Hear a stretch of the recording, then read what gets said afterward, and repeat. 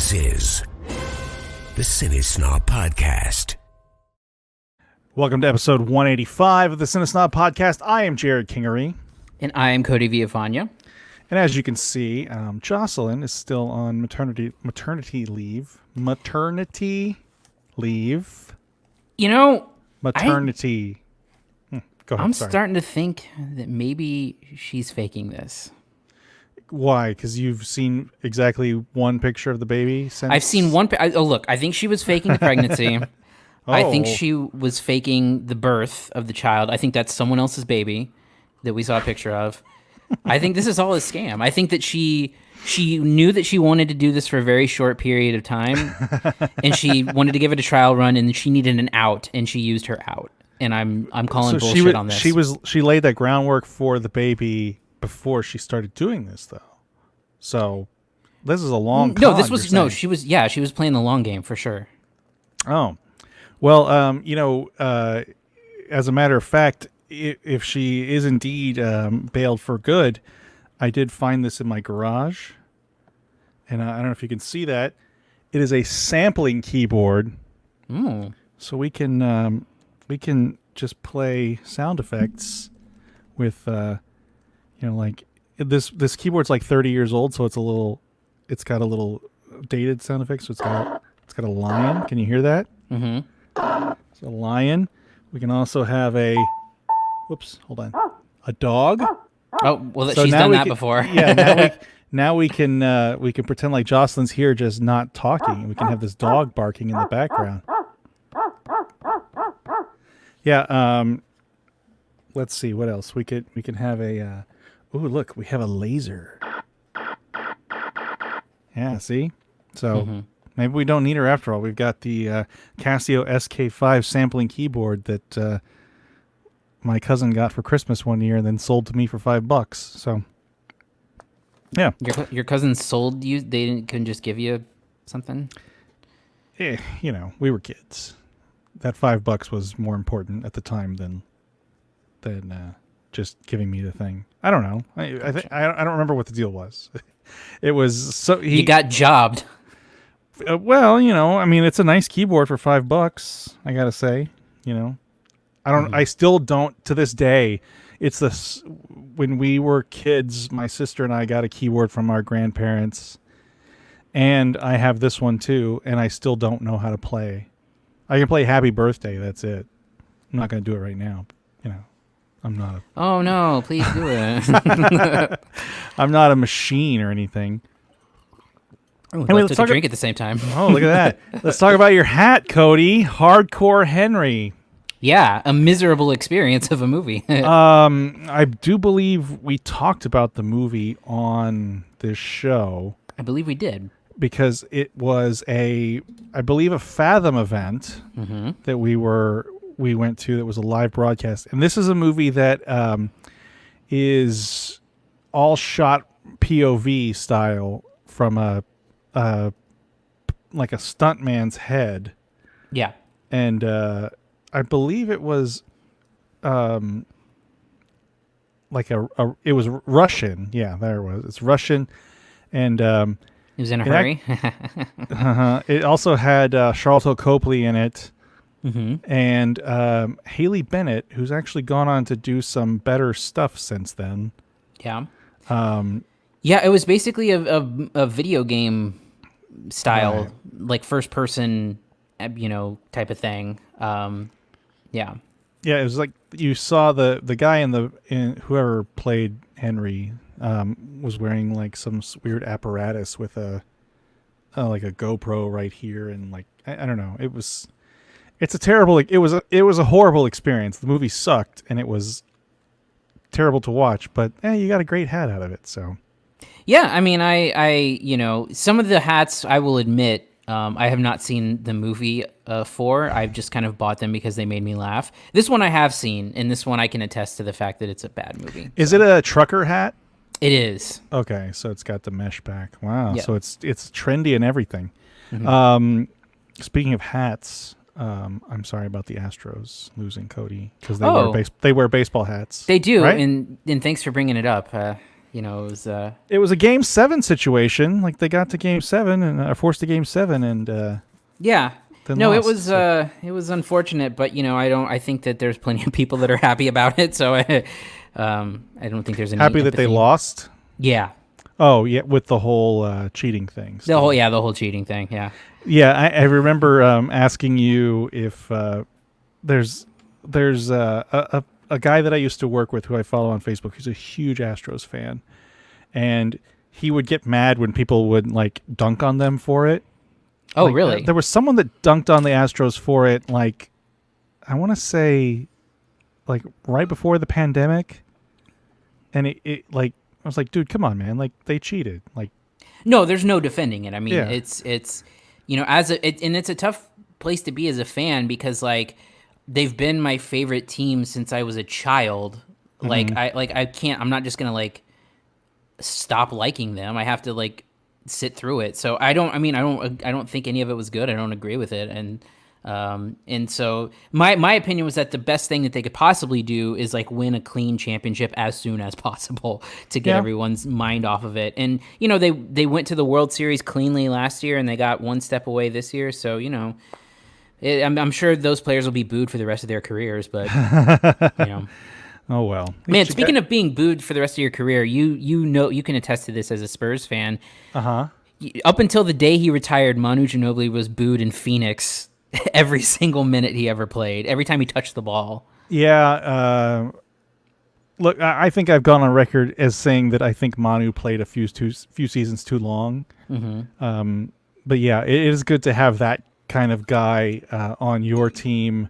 Like, they're booing him in another city because he was so good and killed them so many times. Yeah. Other than that, it's good to be a Spurs fan. Well, I mean, it was good to be a Spurs fan. I don't know where we're going from here, but we were just talking about this on the Ramble. I just finished recording with them a few minutes ago, and Jerry and Eddie were asking me what was more painful, the Ray Allen 3 or the Derek Fisher .4. Oh, it was yeah. Because with the Ray Allen 3, we were seconds away from a championship. And with the Derek Fisher thing, that series wasn't even over after that shot. Right. I mean, everybody in San Antonio knew that Game 6 was going to be like that Game 6 was we were dead men walking in that Game 6. But man, that's a good question. At the time, obviously, it's the Ray Allen 3. I feel like we've talked about this before, but at the time, obviously, it's the Ray Allen 3. But the redemption for the next year was part of is part of that story. Those two things go exactly together. The Derek Fisher thing was like, first of all, it was height of that rivalry. I don't know why I changed hands. Height of the rivalry between the Lakers and the Spurs. That was the super team that the Lakers had built. And it was that fucking time Kobe's on trial for rape, and he's getting flown in and like getting a hero's welcome in every game. Yeah. From that, during that, every time he's coming in. So there's like those three giant frustrations right there. And then on top of it, it came right after this amazing shot by Duncan over Shaq at the top of the key to take the lead, which I believe was in the Spurs. We talked about this. It was in like their 20+ year playoff history highlight thing. Oh yeah, and it was like, oh, here's some awesome moments. Just don't remember exactly what came after them. Like, what came immediately missing after them. context. Yeah, so it was like, whoa. Well, the argument that Jerry and Eddie were making was that had the Spurs won that title, it would have put Duncan with Jordan at 6 titles, and it would have. Presuming that. Well, I mean, that's a long time between that and 2014, though. That was 2004, right? Yeah. Wait, I'm talking about the Ray Allen one. If they would have won the championship there. Yeah. But who knows? But who knows what they would have been? How the next season would have gone? Right. The narrative would have been flipped. Right. Would it have been a motivation to keep? To do that? Look, everyone talking about the Jordan comparisons. I just don't like. It's a different era, and he's a a godlike player. So any comparison to it now is like you're just finding reason to either make the comparison and make it valid or make it invalid. And I just don't think it like LeBron winning. What is LeBron at 5 now? Because he has 2 in Miami. No, wait, is it 3 in Miami? No, we only had 1 in Miami, I think. Really? Or no, it was 2. They won 2 back to back. So 2 in Miami, 1 in Cleveland, so 4. Yeah. And there's still he was talking about not getting respect this week after winning his 4th title, which whatever, man. I don't get it, but okay. You can make the comparison with him and Jordan, obviously, and lots of people do. And people used to do it with Kobe, but it's just like it's a totally different era. Like the competitiveness is different now. The LeBron era for sure is different because that started the era of just like going wherever the fuck you wanted to. Like, oh, I'm gonna go play in Miami now with a couple of other superstars. Well, that's what made that championship, the 2014 championship, so good, was that it was the super team versus the Spurs, who were still largely built from within. Yeah. And that narrative, like that will always be the best one for me. Yeah, I think so. It's got the Duncan redemption from like slapping the court in 2013. Yeah. And Kawhi at the time being the homegrown guy. Yeah. Just kind of then turning into a monster. Mm-hmm. And then now kind of I saw the latest story today was he wants a point guard now in LA. Yeah, there's also some stories that he got special treatment, and a lot of his teammates were pissed off because apparently he lives in San Diego and would be really late to practices and stuff because he lived in San Diego and commuted to LA.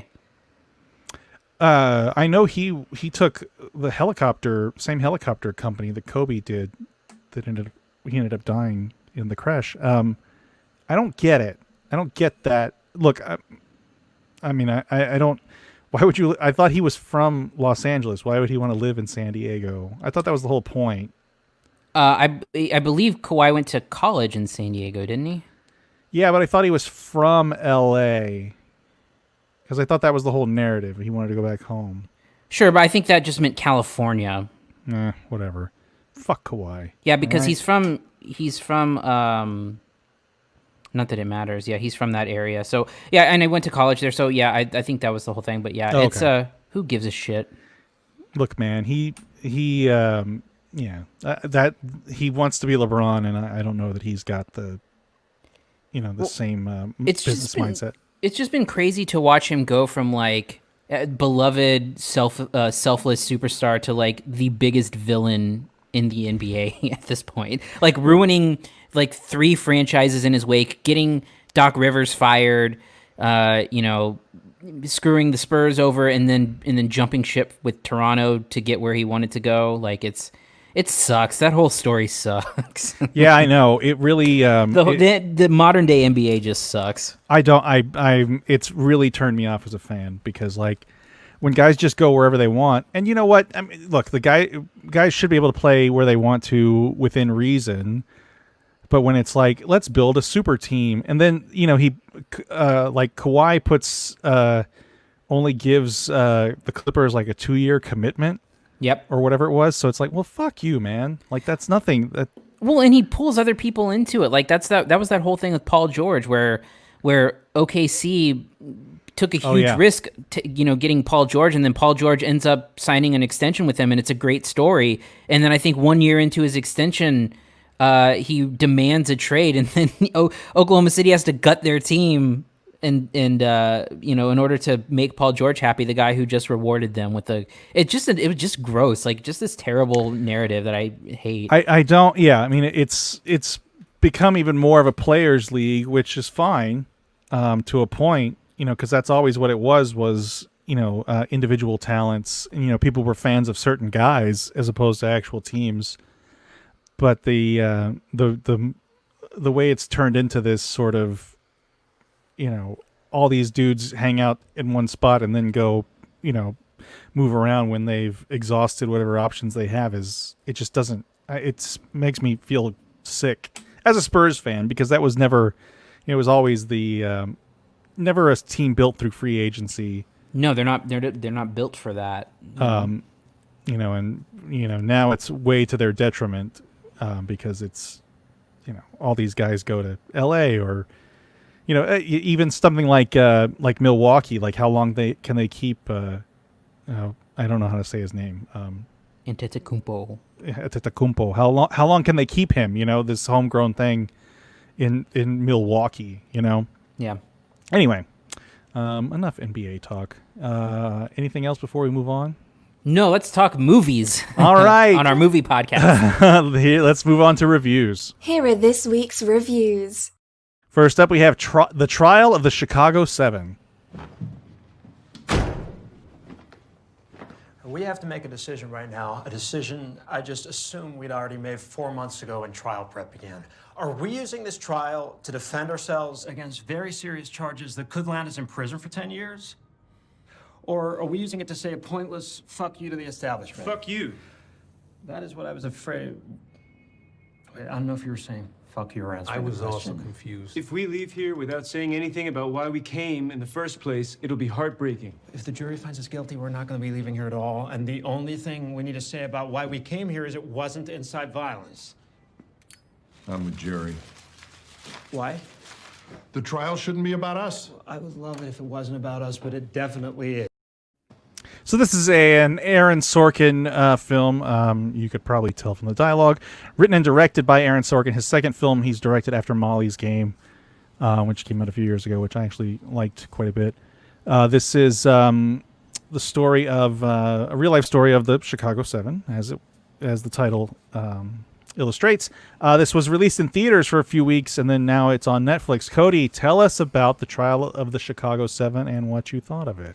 So you say it's an Aaron Sorkin movie, as you can tell from the dialogue, and I think Aaron Sorkin has certain qualities that I refer to as good Sorkin or bad Sorkin, where that anytime you get a project that he's written, that it's going to be indulgent. Like that's just he's a writer, and he's a writer first and foremost, and he's really known for really sharp dialogue.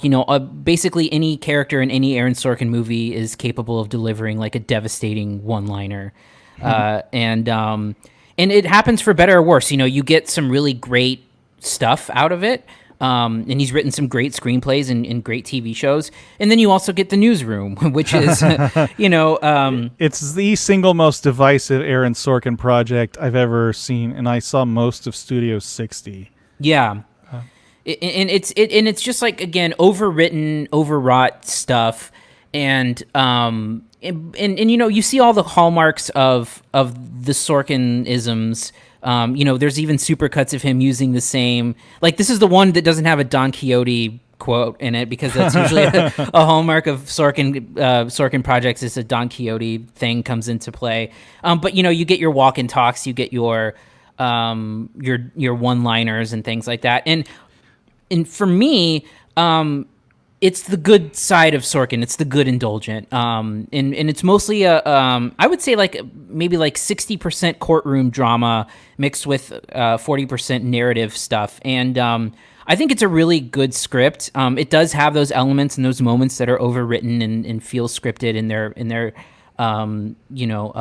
really wordy monologues. That's all the hallmarks of him. It's also really funny, man. I laughed out loud at just some clever dialogue, 10 to 15 times. There's some lines in here that are so good.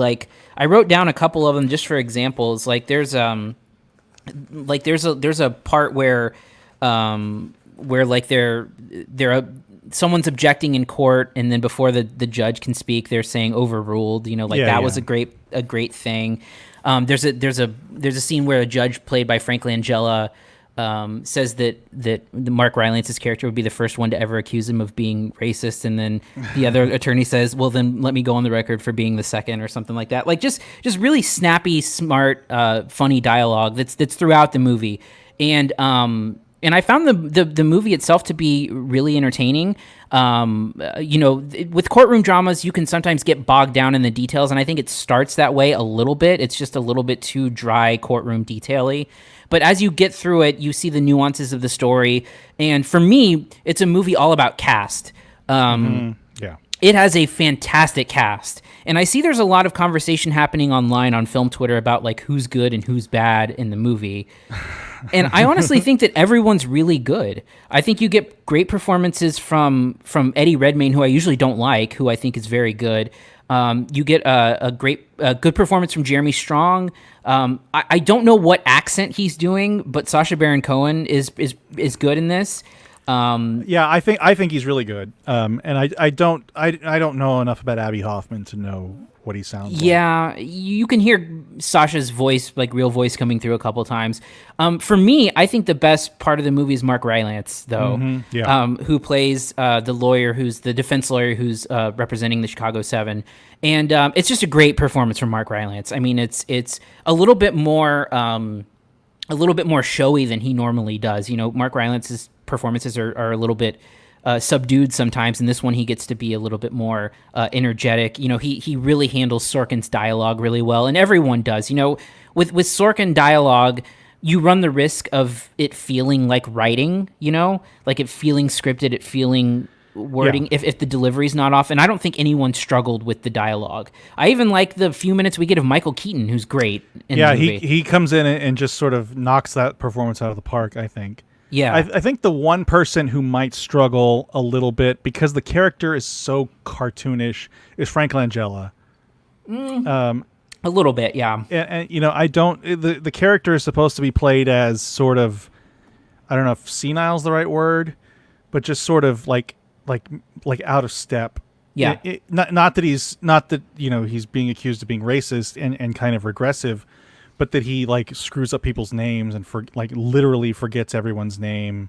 Yeah. You know, go ahead. Sorry. Well, I think that the thing that stands out the most about the movie is how maybe unintentionally topical it is.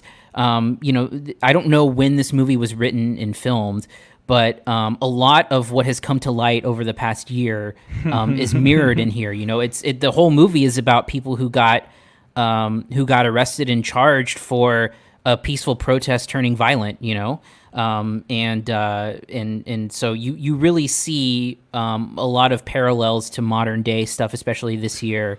It's protesting Vietnam more than anything, right? Vietnam.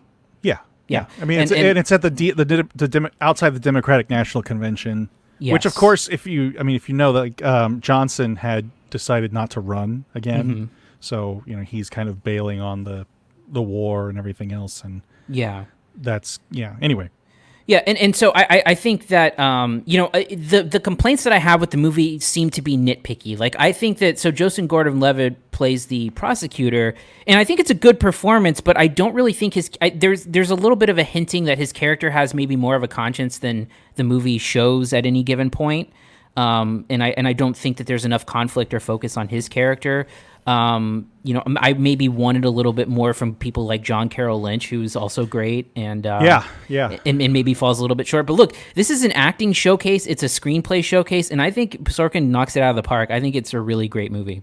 Yeah, no, I do agree, and I think that I don't have enough of a Sorkin diet to really know the bad Sorkin from the I do know the bad Sorkin from the good Sorkin. I've seen the Newsroom, little bits of it. I've seen Studio 60, like I mentioned. I never really saw a lot of The West Wing.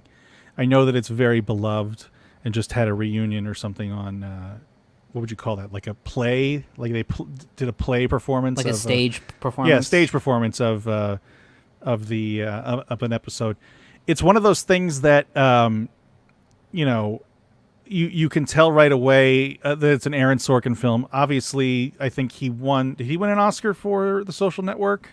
Yes. Yeah. So that's kind of his big movie calling card from there. And then, there are some things. You sent me a clip of people comparing the dialogue that he has in this film to dialogue. Is it on The West Wing? There were two instances from two different projects that he had reused dialogue from.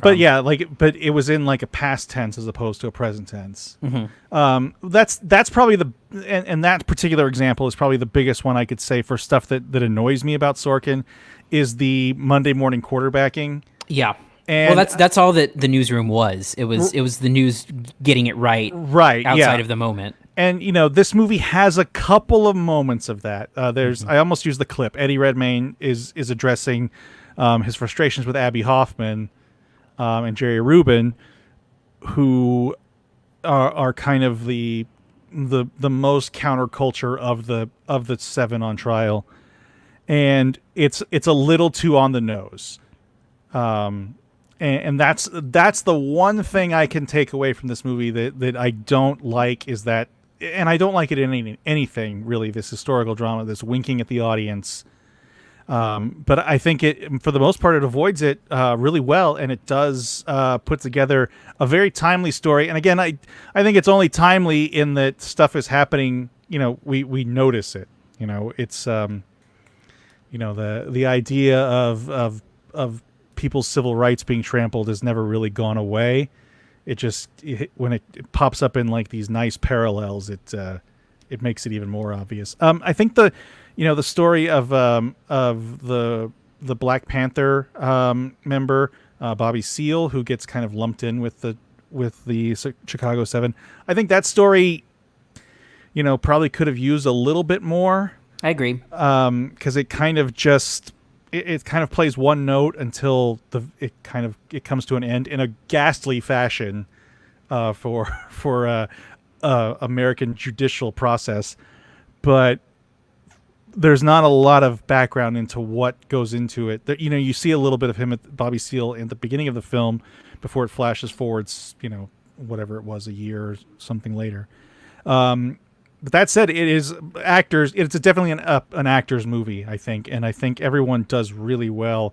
Except, I think Frank Langella's character is a little too cartoony, a little too villainous right away to really sell it as a real person. But I don't know. I mean, I don't know how well the judge was handling the case at the time. Well, apparently pretty awfully. I mean, right. I don't doubt that it's that he was terrible, but just that it's comically terrible is. I wish I knew more about the case to see how to like compare it to history and see how much of it was a dramatization and how much of it. I was talking to our friend James, who said that it was pretty shockingly accurate. So yeah, I know there's some dramatics invented Sure. for certain things. Obviously, I think Abby Hoffman's politics are a little bit softened for the movie to make him a little less of a radical. But all in all, I think it's a really, really good movie, and it's if you're a fan of Aaron Sorkin, you'll for sure love it. I think, and even if you're a casual viewer, I think it's well made enough. It's it's not too dense. It's not too I don't even think it's that soapboxy. Really. Yeah, that's what I was trying to say. I don't think it's, for a political point of view, I don't really think it's that political. I think we're probably far enough away from it, 52 years, that you can see it for what it is, as people, the government trying to stamp out, opposition to the war, etc. If this had happened, if this was a movie about this summer's riots, or not riots, but protests and whatever else came of it, it would be a little tough to swallow, I think, for a lot of people. But I think there's enough daylight between what happened 52 years ago and this for people to not really see it as an issue film. Anyway, what's your grade, Cody? Well, I think that it feels like the right movie for the right time in a lot of different ways, and again, the screenplay is I think one of the between the screenplay and the acting, I think they're both, you really have to pick it apart to find flaws in it. Especially, like I said, it is really sharply funny for me. I really enjoyed how, again, those witty things that, sometimes with Sorkin characters, you feel like nobody is capable of being that witty all of the time. Yeah. And this, I don't think ever hits that.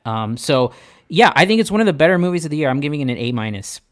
Yeah, I'm gonna give it the same thing too. I think it is one of the better movies I've seen this year. It just has there's an ease of it that you kind of ease into the world really, really well. And it doesn't hurt that, all the performances are super great and played by people with I do wish there's something about Joseph Gordon-Levitt's character that I think is meant to hint that he has a conscience, and I think that because it's Joseph Gordon-Levitt, you want him to be likable. I don't know that that's really the case with the real prosecutor, but yeah, A- for me. This is available on Netflix now. I do believe it's also in theaters if you want to do that. I don't know why you would, but Yeah. all right, let's move on to our next movie, David Byrne's American Utopia. What if we could eliminate everything from the stage except the stuff we care about the most? Without cables or wires, what would be left? Well, it would be us and you. And that's what the show is. Everybody's coming to my house. Everybody's coming to my house. I'm never gonna be alone. And I'm never gonna go back home. As people, we're a work in progress. Who we are, it extends beyond ourselves to the connections between all of us.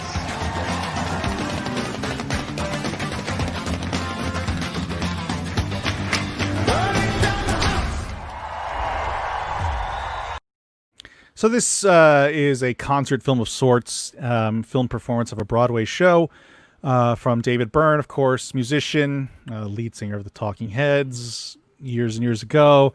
It is directed by Spike Lee, and it is on HBO and HBO Max. Cody, tell us what you thought of David Byrne's American Utopia. I am in a Talking Heads phase right now. Oh, really? I am. Why is that? Well, I've mentioned this before, and you're going to tune out, but Adam Scott and Scott Aukerman have a series of podcasts where they go through bands' albums one by one, and it's like a goofy comedy show, but they talk about the music pretty in depth, and they always have band members that come on, and so they've done U2 and REM, and Talking Heads is their new one. And I had also, Talking Heads is one of those bands that I've always meant to try to get into, but I don't think I was quite, like, my musical taste had not quite adapted to being able to appreciate them yet. It's way before your time, too. I mean, yeah. I mean, they started in 1976. And so, I had gone back and I've been listening to the albums as the episodes have been coming out and really, really enjoying the music. And, it's finally all clicking for me, and something that even before American Utopia was planned to come out, something I've been listening to pretty regularly recently. So, Talking Heads is sort of famous for having a concert film called Stop Making Sense, that was directed by Jonathan Demme, and is widely considered to be like the greatest concert film of all time. And I actually watched it for the first time a couple weeks ago, and I think it very much lives up to that hype. Where it's just a really incredible, shot performance. But it is what it is. It's a concert film. It's a really, really great concert film. And the thing with American Utopia is that, this show, the American Utopia show, was a very popular tour. It came through San Antonio twice, sold out at the Tobin. Actually mentions that in the movie that it went to San Antonio twice, which I was surprised by. Yeah, it was a very funny moment, but I know people who went to both shows, and then it had a residency at Broadway, and the easiest thing to compare this to, because it's so recent, is the Hamilton. I don't want to even call it a movie. The Hamilton, but I guess it technically is a movie on Disney Plus, which is a filmed performance of Hamilton, and. You hit the same point, I think, where it's really hard to judge this as a movie because there's no real hallmarks of a movie. It may be directed by Spike Lee, but it's a filmed performance where you occasionally get like a really interesting looking close up, kind of like you did in Hamilton every so often. Yeah. And beyond that, there's only one moment in the film that feels like Spike Lee had an influence on it, and it's I know exactly what you're talking about. Yes. Yeah, it's a cover of a Janelle Monáe song, and it's a really powerful moment in the movie, and it's really well done the way that it's directed. But that's the only real part of the movie that feels like Spike Lee, and like feels that something that any like only Spike Lee could have done in that moment. Like that's why you hire Spike Lee to do. Right. And the thing about it is that moment isn't part of the show in any other form. And I think the one thing I was looking for with the show is some sort of theme or connective tissue that kind of ties it all together to maybe make it more than just like a David Byrne concert. And I don't know that it ever gets there. There's some talk that he has about like the interconnectedness of people and like talking to people and, having people face to face. And I don't know that theme ever really shines through in any significant way. Mm-hmm. But as a concert film, I mean, the music is great. I think it's a great performance, and it's interesting to see the evolution of David Byrne from, if you watch Stop Making Sense, David Byrne, they just, in books, that basically every guy was doing cocaine backstage during Stop Making Sense. And, David Byrne is like running around the entire stage, the whole performance. And this is a more subdued, older David Byrne. The band sounds great. In like you see in the clip, everyone is untethered. They're not connected to anything. So there's a lot of dance choreography. They've got a 6-person percussion section, which is great. I think the best. You might not remember like the specifics of it, but I think the best stretch of the movie is a set of songs that they actually played during Stop Making Sense. So like, I think they play like "This Must Be the Place," "I Zembra," "Slippery People." They play. Yeah, like I'm not as familiar with the film, the discography of Heads. So my main takeaway from this was like, I'm not sure why this exists as a movie. I'm glad that it does because I think it's a great show, and I think it's a great live, a filmed live performance. There's nothing really cinematic about it. Yeah, I 100% agree with that. I don't know that anything that I really loved about it, I think was already in the stage show. And there's a moment where he talks about, and you probably know what I'm talking about. He talks about the band making money, getting signed to their first contract, and he talks about buying a TV, like a 20-inch Sony Trinitron. And there's a great effect on the stage because it's kind of surrounded by a beaded curtain, where light comes through one particular part of the beaded curtain to simulate a TV. And it was it's great stagecraft. Obviously, though, that's in the stage performance. Right. And I don't know that the movie version adds anything to that. Like you get a reverse shot of him looking through there, which I don't know that really carries quite the same meaning as him kind of being enraptured by the TV. So, I don't know that it again, with like we talked about with Hamilton, like it feels like it diminishes the stagecraft of it and the idea that it's directing your gaze to where you need. Like the movie's directing your gaze as opposed to the performance directing your gaze. Sure. And I don't really think it's not quite in the same boat as Hamilton because it's just a lot of choreography and, musical performances. Still, though, it feels like it robs the stage performance of a little bit of its, what makes it such a unique experience and what it made people go see this on Broadway and twice in San Antonio for. And then David Byrne has that kind of elder statesman status. I think anyone watching this is more than familiar with David Byrne, more than familiar with his politics, more than familiar with what he stands for. And I think that, comes across, I think that's how the message comes across is that what he's doing. I don't think the film I don't think the show, I don't want to say the film because I don't think that's anything to do with the film part of it. But I don't feel like the show expressly connects those dots. I think it's more of an impressionistic thing, which is fine. And if you understand the music and you understand David Byrne and you understand what his career has been, then sure, yeah. But as a standalone project, I don't know that it does that, kind of we're all connected thing as well as it wants to. And I think that's probably the point, though, is with music, you're really supposed to kind of make your own connections. I've always felt that way, like you listen to an album and you can understand that concept that comes through it. And then like this essentially is a David Byrne mixtape, and you can understand the context that comes through that. Again, I think it's a great show, and I would probably love it live, but I don't know what the movie accomplishes as a film that the stage show doesn't. You know, it's great to see, you know, and it's the performances are, you know, the music is great. If it's legit them playing and singing live on stage, I don't know. You know, I do think some of this stuff is staged. Obviously, the close-ups, I think, are done later, like they were with Hamilton. And then there's other great moments, like literally you can see, I don't know who it is, when at the very end, they're kind of marching through the audience, and it's being filmed with an iPhone. I don't know if you caught that, which was a cool touch. But, you know, this is a poor substitute for the live show, I assume, if you've seen the live show. If you haven't seen the live show, then I'm sure it's great. You know, I mean, I'm not sure it's great. It's a really good performance because that's the boat we're in. Yeah. Anyway, what's your grade?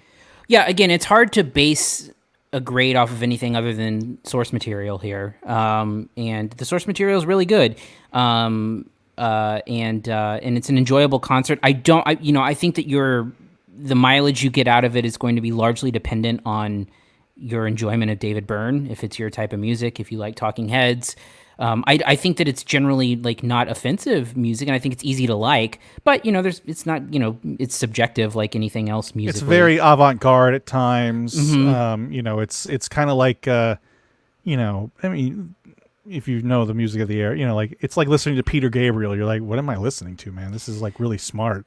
You know? Yeah, it's like that, and it's really kind of, you know, especially with that percussion section, you get a lot of like cultural, you know, like beats and stuff like that really add a lot to it. So I'm going to give it a solid B, and that's mostly based on performance. Like I said, I don't know that the Spike Lee direction really adds anything to it. It must be nice to just get Spike Lee to do it, because I mean, it doesn't really, it doesn't really feel anything like Spike Lee except for one brief moment. That's really more of an editing thing than a direction thing. Yeah. But yeah, a solid B for me too.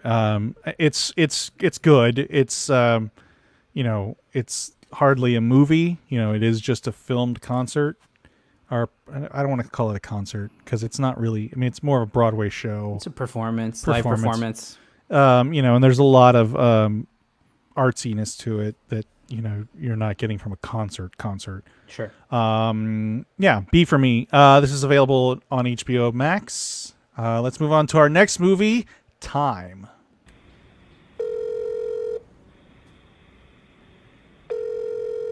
Judge's office. My name is Sybil Richardson, and my family is awaiting on a ruling regarding my husband's matter. I was just wondering if you might have any information on like an update on it. No, we don't have anything. You have to just look us on Monday. Yes, ma'am. Thank you so much. Okay, all Have a right. good weekend. Bye-bye.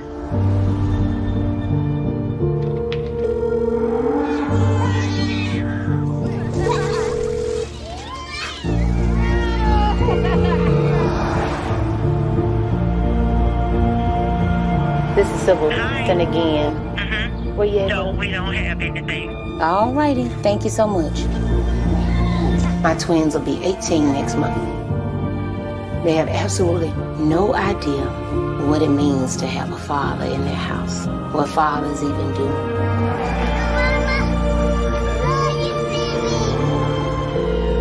Hello. Did you get any word from over at the big house today? Anything yet? Nothing yet? No. Okay. You got a chance to call today? I have not. No? Okay. This is a documentary, a lot of it like self-shot, it looks like. A woman named Sybil Richardson who, you know, works as I guess, a motivational speaker under the name Fox Rich, regarding, this is about her, what am I trying to say? Her efforts to have her husband released from prison after he went to jail for an armed robbery charge, and he was given a 60-year sentence. This follows her as as her family grows without him. Cody, tell us about Time and what you thought of it. Well, it's a bit of a tough one to crack because I think that there's a couple things at play with time. So it's a black and white documentary, as you see from the clip, and like you said, self-shot, which I think adds a lot to the mix because it's oddly cinematic, even though it's like self-shot home video footage, interspersed with stuff that's happening modern, because this takes place within a 20-year span of time, where like you said, Sybil and her husband were arrested for robbery. She took a plea and he did not, and he ended up getting sentenced to, I think, was it 60 years? 60 years. So they were, and admittedly so, robbed a bank in Shreveport, Louisiana. After being desperate for money. And the sentence, the punishment was like 5 to 99 years. Yes. Which is a very big span of time. She took a plea. He did not. She was sentenced to 12 years, got out in like 3.5. He was sentenced to 60 years with no chance of parole. Right. And no eligibility for early release. Anyway. And I think one of the sort of thesis of the movie that really wants you to get across is the idea of the passage of time and the impact that the passage of time has. And there's a lot of scenes that sort of punctuate that. There's a lot of scenes where, as you saw, she's waiting on hold for long periods of time. There's long unedited scenes of her waiting on hold too, like where you really start feeling the passing of time in those scenes themselves. And I think when it's punctuating that point, it's powerful in that sense. And it is powerful, seeing, scenes of, the twin, like these twin boys, just after they're born, and even her pregnant at one point with children, and then seeing them grow up, and then seeing the twins, turn 18 and see the people that they've become. They've all become really successful, the kids, and it's all been without the presence of their father. And I think that it also punctuates the point of her being, again, like you said, a motivational speaker and activist, and it's got some powerful themes about forgiveness and that sort of thing. I think where the movie kind of whiffs a little bit is in the larger point that it's trying to make about prison reform and the sort of issue of like the idea that the sentence was extremely harsh for the crime committed. The goal is for the audience to kind of be outraged at the sentence that was given, the harshness of it, and I think tying it into race being a big part of it as well. The problem is that the movie never really brings the context into the picture, and the movie, so it almost expects you to come to the movie knowing, the facts of the situation, which the disproportionate amount of black people in prison, and the the lengths of the sentences and the harshness of them, and the harshness of no eligibility for parole for that kind of crime, and like I think it expects you to know that, but it doesn't come armed with any kind of statistics on this. It doesn't come with any kind of backing up of these things, and I think it sort of misses the point, because what you're left with is a really harsh reality of a situation that is one specific example of a larger problem, but not put into the proper context, if that makes sense. Yeah, I struggle to say that we shouldn't understand that at this point in the culture, but sure. I do think it's important. I do think it's important for the movie to connect the dots. And that's a great way of putting it. And I don't know that it ever connects the dots, because all of the points it's trying to make are extremely valid, and we know these things to be truths, and we know these things to be real problems with the prison system and the judicial system, but the movie never connects those dots, because it is so much about, again, the passage of time, this specific story outside of the context that it lives in. And I just wish that, I think its point would have been so much more powerful if the dots were connected in a more in a more thorough way. Like if you punctuate what you see on screen with the larger context, with the larger point, to really hammer home the idea that there is a disproportionate kind of messed up and flawed judicial system that has the deck stacked against black people, then I really think that you really make your point in a different and more a stronger way. Yeah, and the movie, it's challenging too to get to that point because the crime did happen. Like, they admit that they did it. So you don't have that kind of immediacy of someone being railroaded for a crime they didn't commit or whatever. And you have like the voice of reason, Sybil's mom, who's like, so I'll stand by you, but you should have done this shit to start with. Yeah, I mean, it just needs something else, I think, that it's missing. It needs some sort of to, illustrate that this is a harsh sentence.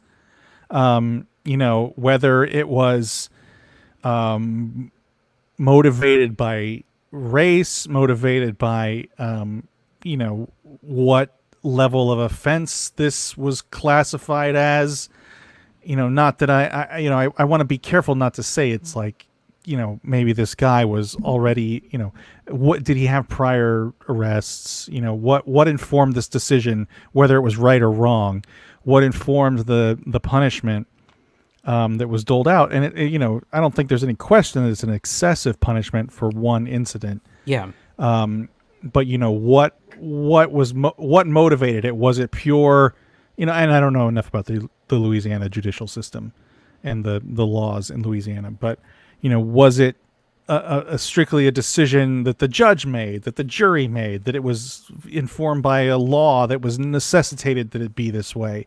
Yeah, like what happened after she took the plea and he didn't? Like, what was that right? conviction Like, is there a process? mandatory sentence for X amount of things? And not that makes any of it right. It's just that would explain the situation better, because you look at it through the lens of, this is one person trying to, this is a woman trying to reunite her family, essentially, in it for a punishment she feels is excessive and unfair, and that enough is a story.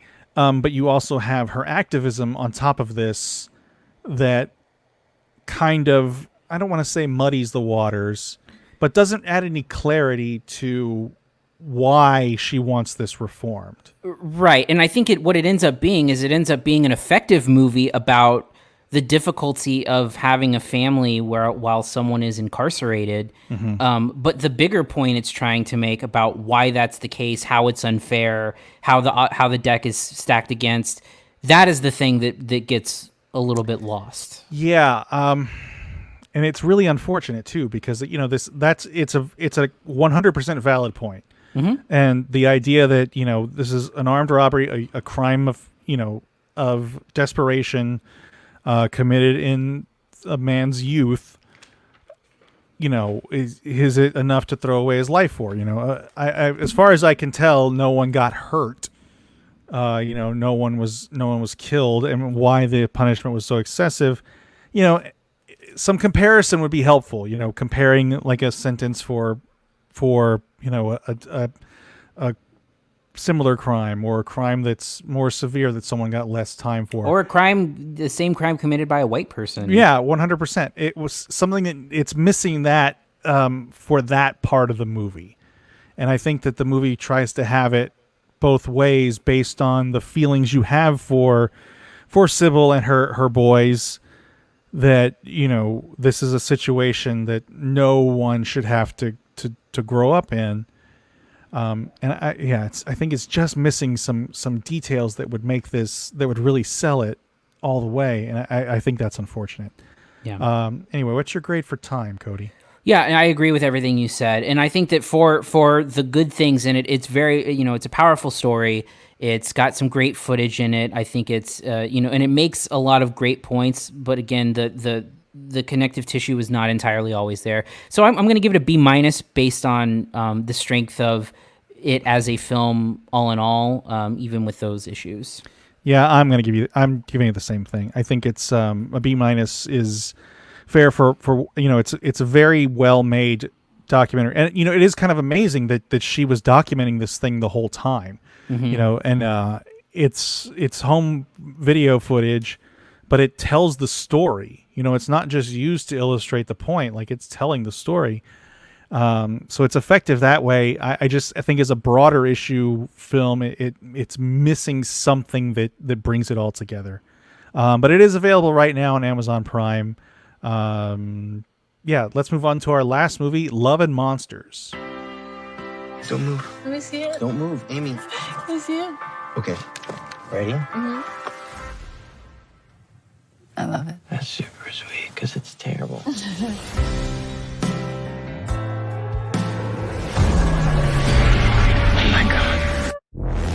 Where have you been, Joel? Amy, I love you. I'm gonna come find you. The day of the monster uprising was the day I lost everyone. Only a small fraction of humanity survived and moved underground. I've been scanning for Amy the entire time. And now I finally found her. Joel! Hey! Joel! Amy, is that you? Oh my God! Hey! How far away is Amy's colony? 85 miles. It's an impossible journey. Everyone will try to kill you. Don't fight. Just run and hide. Okay. You really got me going. You got me so I don't know what I'm doing. You all alone? Me too. You don't have to talk about it. You got me now. You wanna come with me? So I can't sleep at night.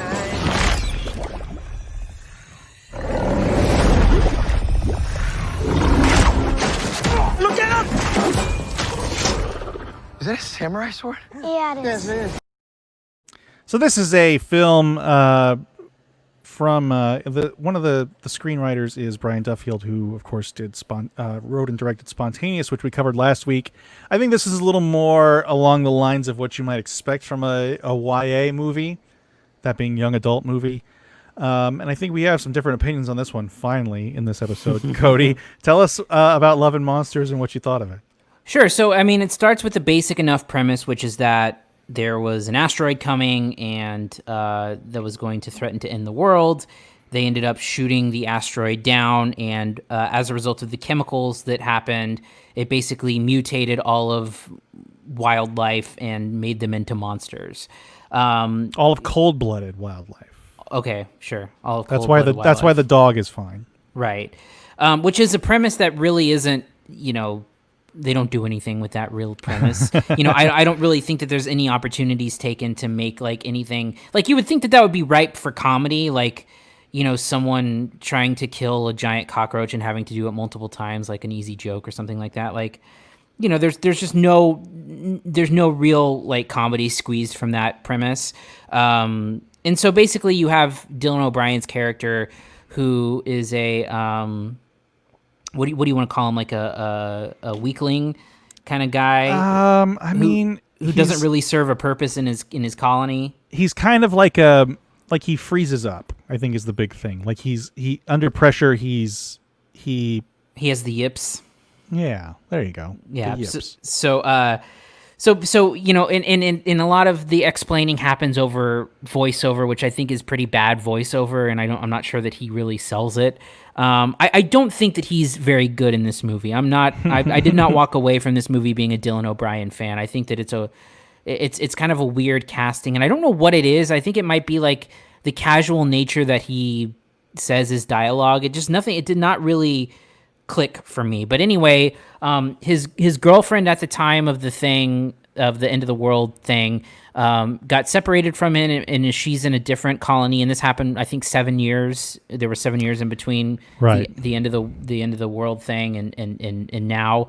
And so he decides he wants to travel across California and with the threat of monsters and go see her. And I think once I figured out that plot line, I knew to some degree what was going to happen when he got there, and I think it's sort of robbed a little bit of its what's meant to be emotional moment.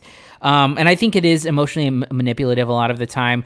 I think that the best part of the movie happens once he gets out on his journey, and he runs into, as you see from that clip, Michael Rooker and a little girl who I don't know her name. Ariana Greenblatt is her name. Ariana Greenblatt, and that's where you made this point where it sort of momentarily has like a Zombieland type turn. Yeah. And that's exactly the thing I thought of while watching it. I was like, oh, it's trying to do a Zombieland thing right now. And that interaction is brief, but it's also the best part of the movie for me. I honestly think that Michael Rooker kind of rescues the movie for a short period of time. And I think that a lot of the emotional pull here is really kind of a little bit of an easy pull of the relationship between him and the dog. I think the dog is kind of meant as like an emotional manipulation tool for most of this, for audiences who have a lot of reverence for dogs and that kind of thing. Well, I mean, I think every dog in every movie is like that, though. You don't. Yeah. I mean, I guess. I mean, but it's really pronounced in here, and there's just a lot of quirks to it that I don't think are successful. Like I don't think there's like a robot storyline here that I don't think is really successful. And really it all builds towards a third act in which I told you in a message that reeks of a rewrite.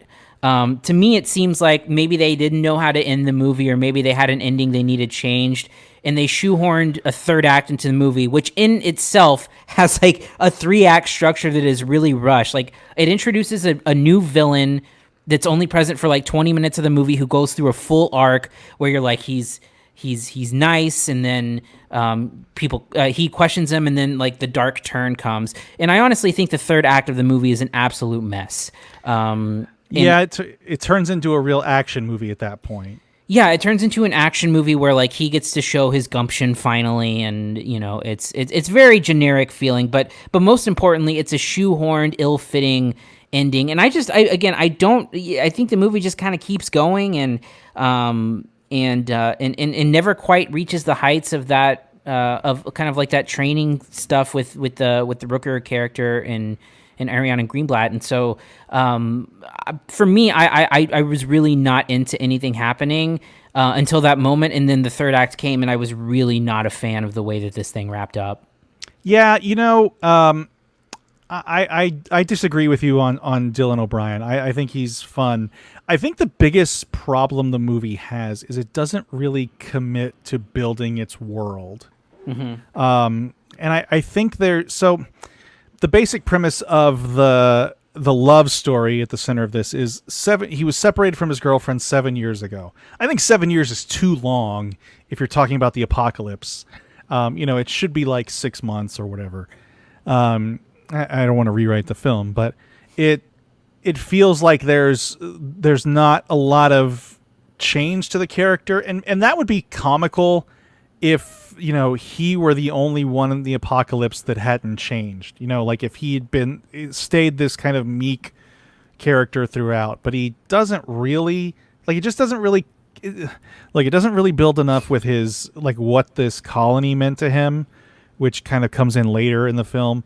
The Rooker stuff I think is good, but it is almost abandoned, I want to say. Mm-hmm. Like I don't want to, it's maybe that's a victim of the third act rewrite that appears to have happened. And I do agree with you. I think there's something wrong with the third act that they changed, or something they felt was wrong with the third act that they changed into this action film, because Rooker and the girl never show back up except for this epilogue thing that is clearly entirely ADR. Yeah.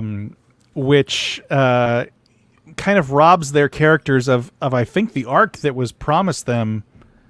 Because look, for the whole movie, there's not a villain until like the last 20 minutes. Right. It's just this guy trying to make his way across to see his girlfriend again. I don't feel like the world that he's living in is properly post-apocalyptic. The part with the robot I actually did like. I just don't feel like it really kind of explained what the robot was, mm-hmm. like what the significance of it was. Because for all intents and purposes, it seems to be like the apocalypse happened like present day, right? And then we've gone from there 7 years into the future. The robot stuff seems to seems to be sort of beyond that. I think Dylan O'Brien is good. I think the script just is kind of a big letdown for the most part, in that it doesn't really sell everything that it sets up. It sets up this post-apocalyptic world where bugs have evolved into monsters, and you get some of that, but you don't really get a lot of it, and you don't really get like the comedy that comes with it. Right, that's what I was saying. Yeah. Yeah, it's a mutated giant frog, but it just looks like a monster. Like if it looked like a big frog, that would be way funnier. Yeah, exactly. If it's cold-blooded stuff you're talking about, if it was just a giant sparrow or a giant hummingbird or something that was attacking, then that would be way funnier. I do think it misses the mark in the humor, and I think the end is a real big mess. The villain is clearly telegraphed, which is a funny line. I gotta admit, when you're introduced to the villain, Dylan O'Brien has a great line that I think it's a funny delivery, but I think for the most part it misses the mark quite a bit. All right, what's your grade for Love and Monsters, Cody? Yeah, I mean, again, it's not unwatchable. I think for what is probably seemingly a pretty low budget movie, the CGI is not terrible for what's involved. And again, there's a good stretch of like 20 minutes of the Rooker stuff that I think really works. And I wish they could have built off of that versus quite honestly, like resetting the movie for the third act, which is so strange. So I have to give it a C. Yeah, I want to keep. We should have been addressing him as a former podcast guest, Michael Rooker. Yes, friend of the show, Michael Rooker. Friend of the show, Michael Rooker. I wonder if he has. Do you think he has any recollection of that at all? I just wonder, like someone who like that who does so much press. Like, do they remember like the little shit that happens along the way? He may remember the car. I think if he remembers anything, he probably remembers the car. My brother's driving that car now, so nice. Anyway, I'm gonna give it a C+. I don't think it's certainly not unwatchable, and it's certainly not without its charm. I do think it's missing some elements. It's missing humor where it could have had more. I did like the dog stuff. I don't think it's emotionally manipulative. I think the dog is funny. I think that the dog being sort of anthropomorphized and humanized is funny. But yeah, I think it's missing something that could have made it really good. And for the record, I didn't want it to become the Zombieland thing that I felt like the Rooker thing was leading to, because we've seen Zombieland. But there was something there that I think could have been brought back up that was not. Yeah. But this is available on VOD and maybe in theaters, is it? Yeah, it's playing in the drive-in in New Braunfels here, so it's probably a good drive-in movie. I mean, it's a monster movie, so maybe it plays better there. Anyway, that's going to do it for this week. Next week, what do we have, Cody? Well, we have a couple of interesting entries to the VOD world. First up being Borat's subsequent movie film. Oh, yes. That's already next week. Holy cow. Time flies. That's next Friday, hitting Amazon Prime. Also in Apple TV Plus, we have On the Rocks, which is the Sofia Coppola movie starring Rashida Jones and Bill Murray. Yes, yeah. Been seeing a lot of talk about that one, too.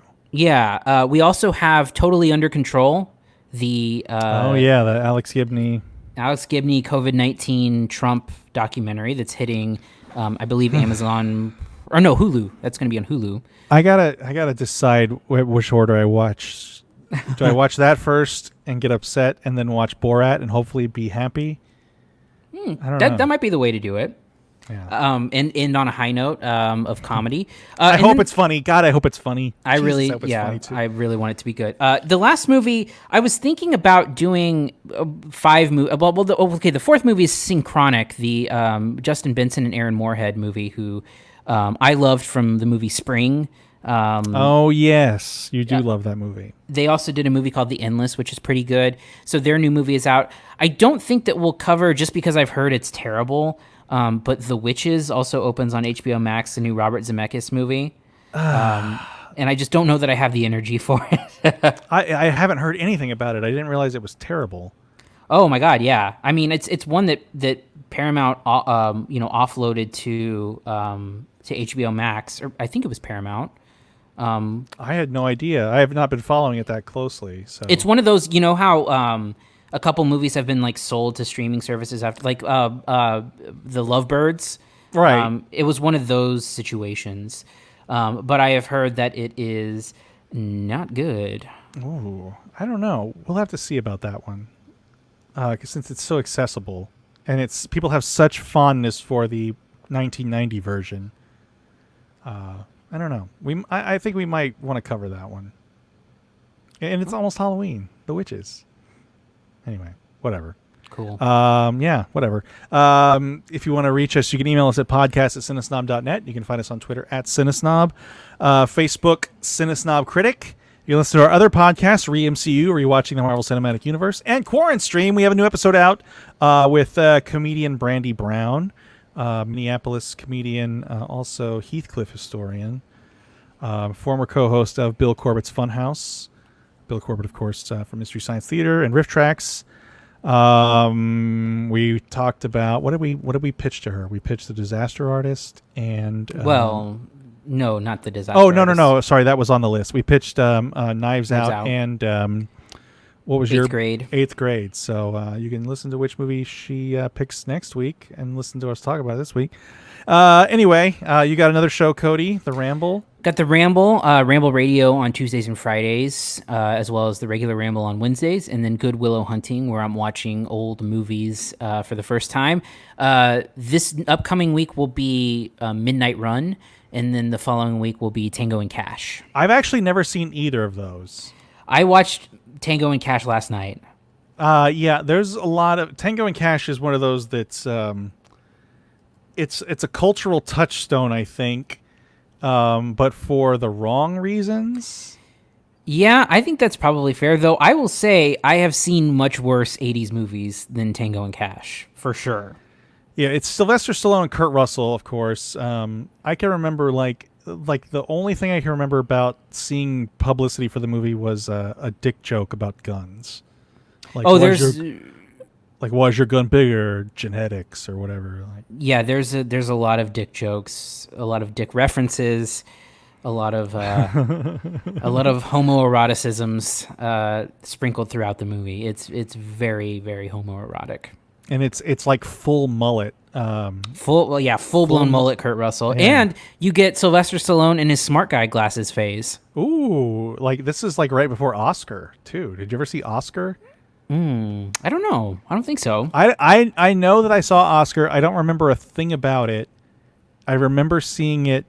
I went with some friends we went, like, their moms took, like, two friends of mine took, like, me and my sister with them, I believe my sister, to the Dollar Theater, the Cinemark Dollar Theater in San Antonio to watch Oscar. And I remember we saw that Ninja Turtles was playing at the same time. We were like, let's just go see that again. They're like, no, we want to see Oscar. So they took like 12-year-olds to see, or 11-year-olds to see fucking Oscar. I don't even know what that's about. I don't remember, but it's like a period comedy. Ugh. Let's see what the movie is about. Man, what the hell was that movie about? Oh, it came out in 91, so it must have been like Ninja Turtles 2. It's directed by John Landis. It's based on a play and a remake of a French film. Jesus Christ. Oh God, and his name is Sylvester Stallone's name is Angelo Snaps Provolone. Provolone? Jesus Christ. That is racist. Man, I don't even know what this movie's about. Well, I love the characters of Tango and Cash are Ray Tango and Gabe Cash. Like, that's such a fucking 80s thing. That reminds me, we were talking about The Crow, you and I, this past week, and I've somehow seen every Crow movie. The first one with Brandon Lee, I think is great. I love, and it's very. I mean, I don't know, outside of its context, if you watched it today, like fresh to it, I don't know if it would hold up. But being in that 1994 phase of like goth industrial music stuff, it's great. The movies get progressively worse and worse, and I think the most recent one is called The Crow Wicked Prayer, and it has. First of all, Edward Furlong is the Crow, which is great.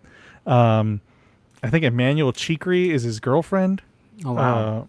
And then Dennis Hopper's in it somewhere, but the main villains are played by David Boreanaz and Tara Reid, and their names are Crash and Byrne. It's like Lola Crash and something Byrne.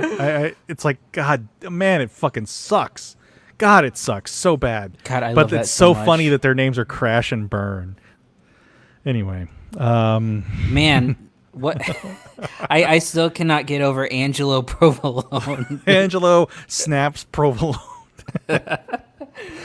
All right. Anything else before we go? Nah. All right. On that note, my name is Jerrod Kingery. And I'm Cody Villafana. Thank you for listening to the CineSnob Podcast. To read reviews, interviews, and more, visit cinesnob.net. See you next week.